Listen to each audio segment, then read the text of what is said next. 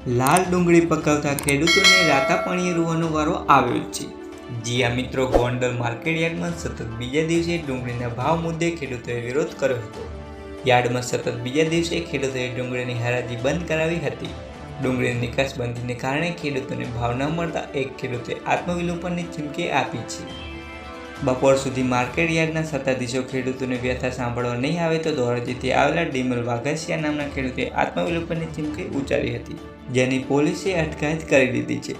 તેમની સાથે આંદોલન કરેલા 6 થી 7 ખેડૂતોની પણ પોલીસે અટકાયત કરી છે। ગોંડલમાં ખેડૂતોએ ડુંગળી નિકાસબંધીના મુદ્દે નેશનલ હાઈવે બંધ કરીને ચક્કાજામ કરી ઉગ્ર વિરોધ પ્રદર્શન કર્યું હતું। ત્યારે આજે સતત બીજા દિવસે ગોંડલ માર્કેટયાર્ડમાં ખેડૂતોએ ડુંગળીની હરાજી બંધ કરાવી હતી।